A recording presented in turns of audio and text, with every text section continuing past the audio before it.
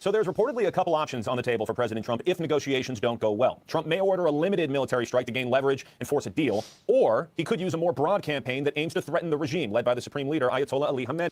If you have to threaten military action in order to have a negotiation, you're not operating in good faith. You're not negotiating in good faith.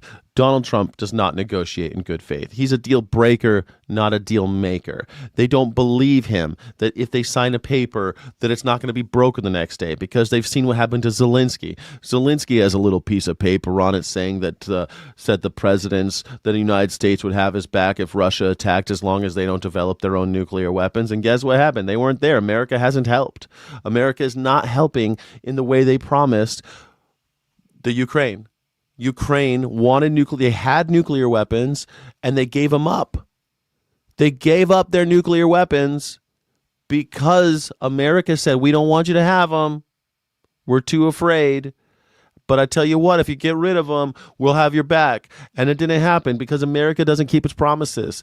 Every Indian reservation has a bunch of framed pieces of paper that they have from all the paperwork that they signed with the American government. American government didn't keep any of those promises.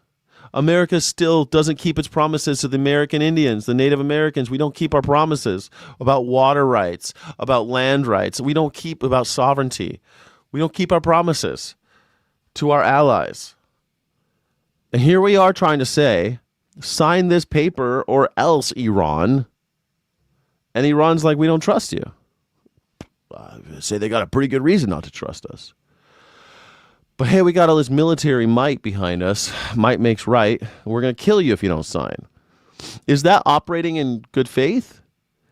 If I am the Godfather and I have if I have Luca Brasi who swims with the fishes, if I have Luca Brasi point a gun at your head and I say sign the paper, either your signature or your brains are going to be on the paper, is that America? Is that a healthy republic?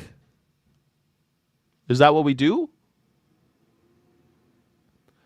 We just can't do it. We can't fulfill our promises.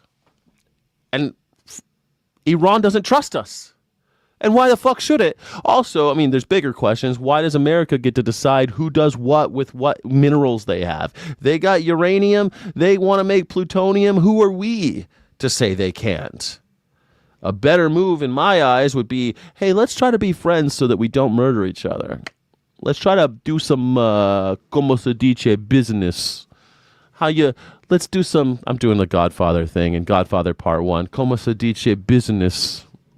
The New York Times came out with this on Sunday entitled, quote, Trump considers targeted strike against Iran followed by larger attack. And as you mentioned, the negotiations play out amid renewed protests in Tehran, where thousands of people have been killed since January. Last Thursday, in fact, was the biggest day of protests since January 11th. So tensions are high. A big week ahead. We mentioned the talks on Thursday. And then after that, U.S. Secretary of State Marco Rubio will visit Israel and meet with Prime Minister Benjamin Netanyahu on Saturday. We'll send it back to you, Todd and Carly. All right. There you go. Fox News. Fox and Friends says, hey, bomb the shit out of Iran. Why not? I mean, what are those Iranians doing for us? You know what I mean? Like, they're not playing ball.